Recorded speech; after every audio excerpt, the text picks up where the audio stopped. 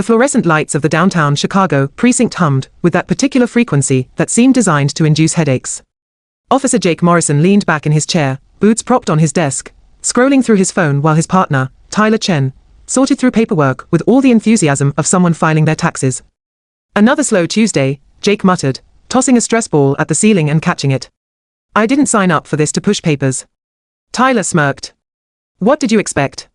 Car chases every day." Before Jake could respond, Sergeant Linda Ortega's voice cut through the bullpen. "Morrison, Chen, we've got a call. Possible break-in at a residence on Ashland Avenue. Neighbor reported suspicious activity." Jake's eyes lit up. Finally, something to do. He grabbed his jacket and badge, Tyler following close behind as they headed to their patrol car. 20 minutes later, they pulled up to a modest two-story brownstone in a quiet residential neighborhood.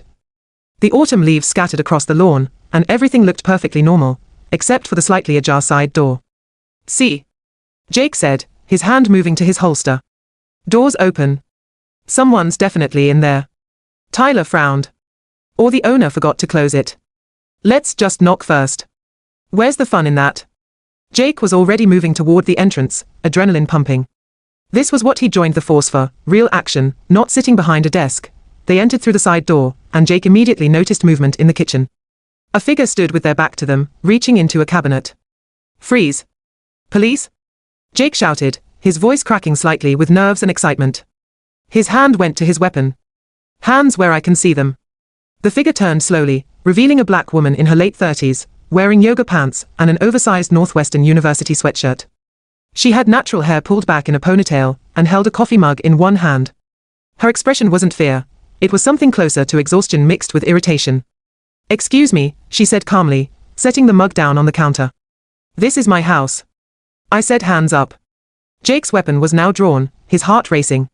He'd trained for this scenario 100 times. "We received reports of a break-in." The woman raised her hands slowly, her movements deliberate and controlled in a way that should have told Jake something. "Officers, I'm Dr. Maya Richardson. I live here. My identification is in my purse on the table. If you'd let me show you, don't move." Jake barked. Tyler had also drawn his weapon now, though he looked considerably less certain about the situation. "Jake, maybe we should," Tyler started. "She could be armed," Jake interrupted, his training videos playing in his head, all the scenarios about concealed weapons and split-second decisions. I need you to turn around and put your hands on the wall." Maya's jaw tightened, but she complied. "This is ridiculous. I'm literally making coffee in my own kitchen." "We'll determine that," Jake said, approaching her. "Tyler, check for ID." As Tyler reluctantly moved toward the purse, Jake kept his weapon trained on Maya, his hands shaking slightly. This was his first real confrontation since graduating from the academy, and he wasn't about to let his guard down. Tyler pulled out a wallet and opened it. His face paled. "Jake, this is her house. Driver's license matches the address." "Could be fake," Jake said, though his confidence was wavering. Maya turned her head slightly. "Could you at least lower your weapons now that you've confirmed I'm in my own home?" "We're just being cautious," Jake said defensively. "Cautious," Maya repeated, her voice taking on an edge. "Is that what we're calling it when two rookie cops burst into a black woman's home and point guns at her while she's making coffee?" "We had a report," Jake started. "From whom?" "Mrs. Patterson next door, who calls the police every time she sees someone she doesn't recognize in the neighborhood. I've lived here for 3 years." Tyler holstered his weapon. I apologize for the confusion. We were responding to a call and saw the door open, so you decided to enter without a warrant, without announcing yourselves properly, without considering that maybe, just maybe, the homeowner was actually home." Maya's composure was cracking now, anger seeping through. "Do you have any idea how this feels?" Jake finally lowered his weapon, but didn't holster it. "We were doing our job." "Your job," Maya said, turning to face them fully now, "is to protect and serve. Not to terrorize law-abiding citizens in their own homes." "We weren't terrorizing anyone," Jake shot back. "We were responding to a potential crime." Maya laughed, but there was no humor in it. "Right? And how many times do you think this happens to people who look like me versus people who don't?" An uncomfortable silence filled the kitchen. Tyler shifted his weight. "Dr. Richardson, again, I apologize. We'll file a report about the false alarm." "A report," Maya said flatly. "That'll fix everything." Jake's jaw clenched. He didn't like being made to feel like the bad guy. "Look, lady, we responded to a call. You want to file a complaint, be my guest. But we followed procedure. Maya's eyes narrowed. Procedure. Got it.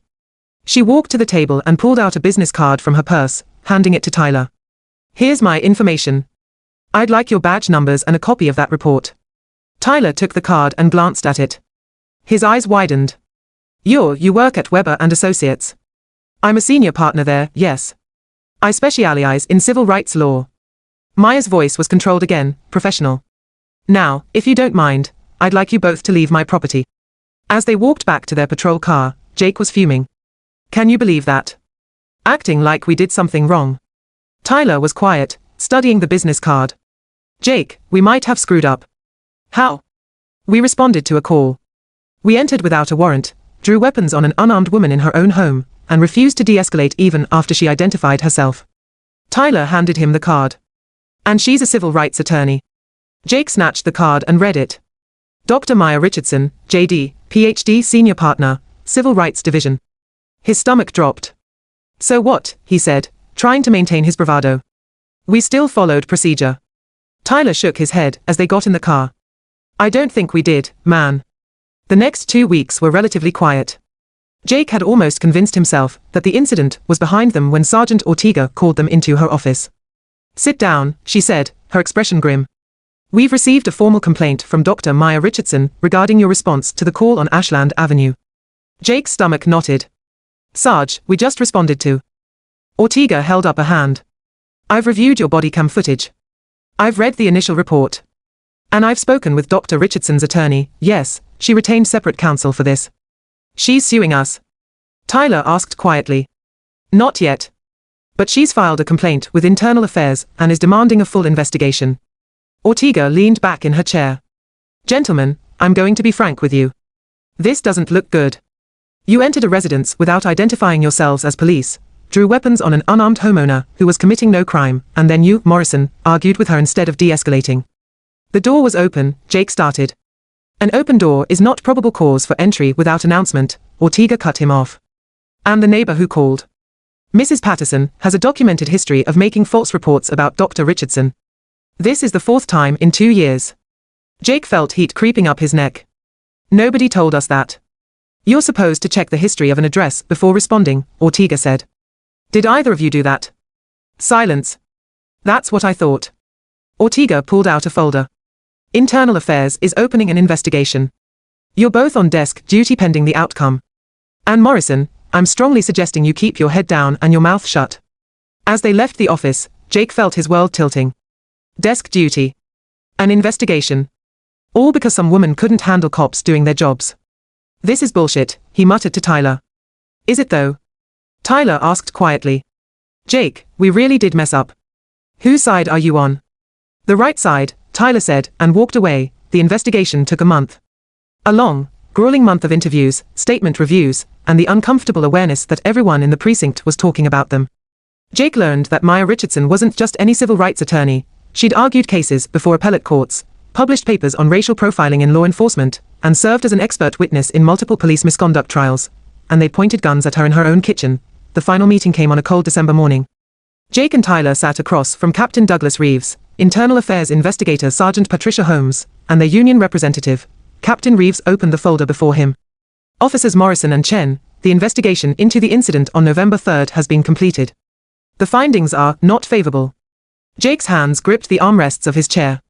The investigation found multiple procedural violations, Holmes read from her report.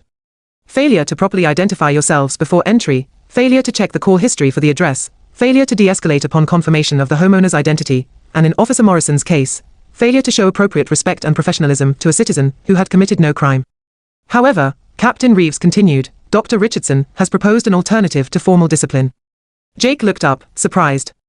She's offering to personally conduct a training session for both of you and any other interested officers on implicit bias, appropriate use of force, and de-escalation tactics. Additionally, she's requesting you both participate in a community liaison program she's developing with the department. She wants to train us. Jake said incredulously. After you violated her civil rights in her own home, yes, Holmes said bluntly. Consider it an opportunity you don't deserve, but are being given anyway. Tyler leaned forward. We'll do it. Thank you. Jake wanted to protest, but the look from the captain silenced him. Fine. Good, Reeves said. Because your alternatives are suspension without pay and permanent marks on your records, or this. Dr. Richardson is being extraordinarily gracious given the circumstances. The training session took place the following week in one of the precinct's conference rooms. Jake arrived expecting a lecture, some academic reading from PowerPoint slides about things he already knew. What he got was something entirely different. Maya Richardson stood at the front of the room in a tailored suit, her presence commanding. About 15 officers had shown up, some out of genuine interest, others clearly ordered to attend. She didn't look angry or vindictive. She looked professional, prepared, and utterly in control. Good afternoon, she began. I'm Dr. Maya Richardson. Most of you know why I'm here. Some of you were involved in the incident at my home last month. Others heard about it. I'm not here to shame anyone or to lecture you about what bad people you are. She clicked to the first slide, a photograph of herself in military dress blues, standing in front of a helicopter. Jake's jaw dropped. Before I became an attorney, I served 12 years in the Navy. 8 of those years with Naval Special Warfare Command, what most people call the SEALs. The room went dead silent. I've been in hostile situations in 4 different countries. I've made split-second decisions under fire. I've had weapons pointed at me by actual enemies. She paused, her eyes scanning the room. So when I tell you that having 2 rookie police officers point guns at me while I was making coffee in my own kitchen was one of the most dehumanizing experiences of my life, I need you to understand that I'm not speaking from ignorance. I'm speaking from a place of understanding exactly what it means to carry a weapon and the responsibility that comes with it. Jake felt like he'd been punched in the gut. Maya continued, I'm not anti-police. My father was a cop in Detroit for 30 years. My brother is a state trooper. I understand the challenges of the job. But I also understand what it's like to be on the other side, to be viewed as a threat simply for existing in your own space. For the next 3 hours, Maya walked them through scenarios, statistics, and personal experiences. She showed body cam footage from other incidents, some that ended well, others that didn't. She broke down the psychological factors that lead to escalation, the research on implicit bias, and practical tactics for de-escalation. But what struck Jake most was a video she showed near the end, security footage from her own home from that day. This is from my doorbell camera, she said as the video played. Watch carefully. On screen, Jake and Tyler approached the house. The side door was indeed open. Maya had been carrying groceries in and had left it ajar while she made multiple trips. The video showed her carrying bags from her car, clearly visible as the homeowner. You can see me here, Maya narrated, making multiple trips to my car in broad daylight. Mrs. Patterson, my neighbor, is visible in the background. She called the police while I was literally unloading groceries. The video continued, showing Jake and Tyler arriving, never announcing themselves properly, entering through the side door. Notice that neither officer checked the street for my car, which is registered to this address. Neither looked in the driveway where I was stand. In moments before. Neither knocked on the front door. Jake watched his own actions on screen and felt ashamed. It all looked so different from this angle. He'd been so eager for action, so ready to be the hero, that he'd never stopped to actually assess the situation. When the training ended, most officers filed out quietly. Jake approached Maya as she packed up her laptop. Dr. Richardson, he said, his voice rough. I owe you an apology. A real one. Maya looked at him, her expression neutral. Yes, you do. I'm sorry. Not because I got in trouble or because of the investigation. I'm sorry, because I treated you like a criminal in your own home. I let my assumptions and my prejudices guide my actions instead of my training. I was wrong. Maya studied him for a long moment. Officer Morrison, do you know why I didn't push for harsher discipline? Jake shook his head. Because I looked at your record. You're 23 years old. You've been on the force for 8 months. You haven't had time to develop the experience or judgment that comes with years on the job. You made mistakes, serious ones, but they are mistakes you can learn from. She zipped up her laptop bag. However, if you had shown up today with the same attitude you had that day, defensive, dismissive, more concerned with being right than doing right, I would have pushed for your termination. Jake swallowed hard. I understand. Do you? Maya's voice was quiet but firm. Because it's not just about following procedure. It's about recognizing that every person you encounter is a human being with dignity, rights, and a story you don't know. You saw a black woman in a house and immediately assumed criminal. You didn't see a homeowner, a professional, a veteran. You saw a threat, because that's what you expected to see. I know that now, Jake said. And I'll do better. I promise. Maya nodded slowly. Then we understand each other. I'll be checking in with Sergeant Ortega about your progress in the Community Liaison Program. Don't make me regret giving you this chance. 6 months later, Jake stood in front of a group of high school students at a community center on the south side, Tyler beside him. They were there as part of the liaison program, talking about police work, answering questions, and trying to build bridges between the department and communities that had every reason to distrust them. A young black teenager raised her hand. How do we know you won't just shoot us for no reason like those cops always do? A year ago, Jake might have gotten defensive. He might have lectured her about not all cops, or tried to explain away her fear. Instead, he said, "That's a fair question, and I don't have a perfect answer. But I can tell you that I've learned that your fear is valid and based on real experiences, yours, your family's, your community's. And I've learned that it's my job to earn your trust, not demand it." He told them about the incident with Dr. Richardson, holding nothing back about his own mistakes. He talked about what he'd learned and how he'd changed his approach to the job. After the session, Tyler clapped him on the shoulder. "You've come a long way, man." Jake nodded, watching the students file out. "Still have a long way to go." His phone buzzed with a text from Maya. "Heard your presentation went well." "Keep it up." Jake smiled and typed back. "Thank you for not giving up on me." The response came quickly. "I didn't give up on you. I gave you a chance to not give up on yourself. Don't waste it." That evening, Jake sat at his kitchen table, filling out his daily report. He'd responded to 3 calls that day, a noise complaint, a welfare check, and a shoplifting incident. None had required him to draw his weapon. All had ended peacefully. He thought about the person he'd been 6 months ago, eager, cocky, so sure he knew everything he needed to know. He thought about how close he'd come to ruining not just his career, but someone else's sense of safety in their own home. Maya Richardson had been a Navy SEAL, a decorated veteran who'd served her country with distinction, and he'd treated her like a common criminal. But more than that, she'd been a human being in her own home, and he'd failed to see that most basic fact. The lesson wasn't complicated, but it was profound. The badge didn't make him a hero. His actions did. And being a good cop meant being willing to admit when you were wrong, to learn from those mistakes, and to do better. Jake closed his laptop and looked at the photograph on his wall, himself at his academy graduation, full of pride and certainty. He barely recognized that person now, and that, he thought, was exactly the point.